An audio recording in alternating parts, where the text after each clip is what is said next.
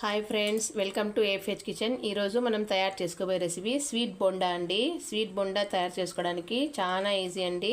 పిల్లలకి స్నాక్స్ టకటకా చేసేసుకోవచ్చు. దీనికి కావాల్సిన పదార్థాలు గోధుమ పిండి అండి 1 కప్పు, ఇందులోకి 1/2 స్పూను బేకింగ్ సోడా అండి. ఇప్పుడు నేను డాల్డా తీసుకున్నానండి, కొద్దిగా వేడి చేసుకున్నాను. నెయ్యి అయినా వేసుకోవచ్చు. డాల్డా వేసి దీన్ని బాగా మిక్స్ చేసుకుందామండి. చూడండి, పిండిని అయితే నేను ఇలా కలుపుకున్నానండి.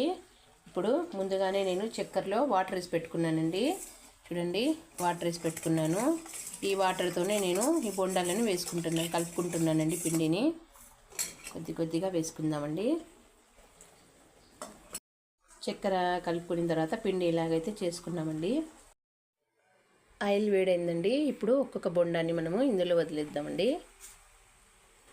ఇందులోనే చక్కెర ఉంటుంది కాబట్టి వెంటనే తీయకండి.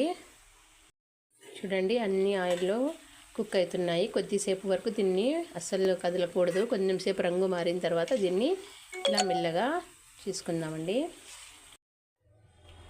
చూడండి ఫ్రెండ్స్, పిల్లలకి ఎంతో ఇష్టమైనటువంటి స్వీట్ బొండా నిమిషాల్లో రెడీ చేసేసుకోవచ్చండి. తినండి, ఆరోగ్యంగా ఉండండి. నా ఛానల్ని లైక్ చేయండి, సబ్స్క్రైబ్ చేయండి, కుదిరితే కామెంట్ కూడా పెట్టండి. చూడండి ఎంత క్రిస్పీగా ఉన్నాయో చూడండి.